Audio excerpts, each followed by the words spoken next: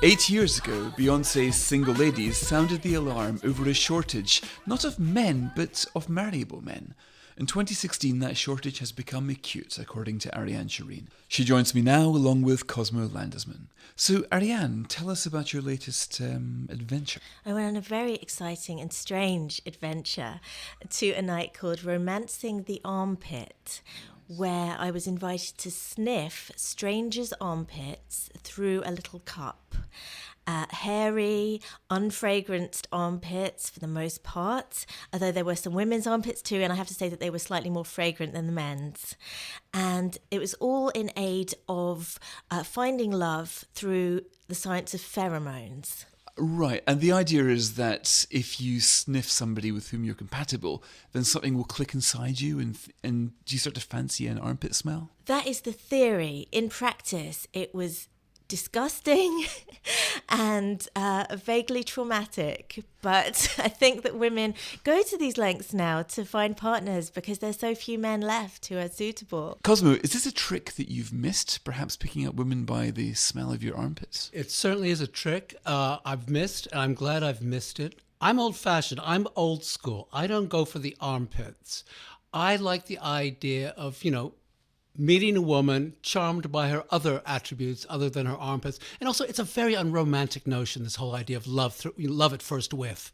Because imagine if you actually met someone and your child said, "How did you meet mommy?" And you say, "Oh, I sniffed her one night at a dating thing." It's not a great story that you're part of the family. Is that any worse than saying, "Well, I saw her on Tinder"? Nobody gets married on Tinder. I don't think you have to worry about that. But Ariane, I imagine the women will have tried the romantic thing. They've done everything Cosmo would probably recommend, the candlelit dinners, and it won't be working, and they'll think, right, it's now time to take more drastic steps. What I can't work out is, for every unattached woman, there will be an unattached man. So why do we tend to hear about the agony of a single ladies and not that of the men? Because unfortunately, all the hot men, like you and Cosmo, get snapped up so early, and our best prospect is of you divorcing. There's another answer to that. Statistically, there's a great glut of more educated women than men. Men of a certain socioeconomic group do not match up to women of the comparable group that they want. You mean there's a kind of snobbery, Cosmo, amongst the graduate women who are thinking, I want a graduate man? I want a nice, smart, very successful graduate man. And the proportion of those in terms of the population of a certain age group, women are in the minority. That may be true, but I think most of us would rather meet Mr. Right than Mr. All Right. We don't want to settle for a man who is, frankly, a bit of a loser. That sounds quite harsh, but I think it's true. Well, so let's define loser. Maybe somebody who doesn't have a great job, maybe a fishmonger or a bin man.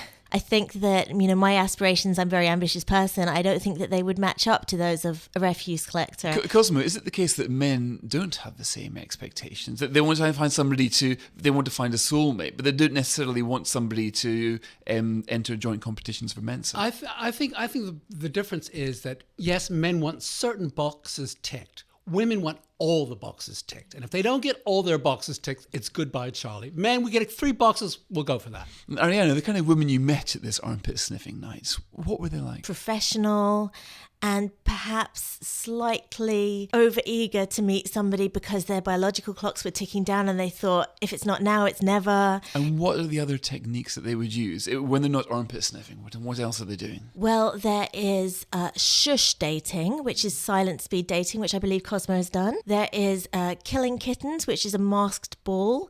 There is Playdate London, which is an arts and crafts based dating night. Right, it sounds like there have never been more ways of meeting men. That's what's happened, is that the dating market is fragmented into niche marketing, where you can find anything you want, whether it's armpits or men with beards, ginger-haired men, also men who like to dress up in clown outfits. It's a vast market out there that anyone can have a pick at. So love has become consumerized then, Cosmo? Yes, totally. And Ariane, it sounds as if you might only be interested in somebody of a certain, dare I say it, income. I wouldn't say it's to do with income. I would say that it's to do with compatibility.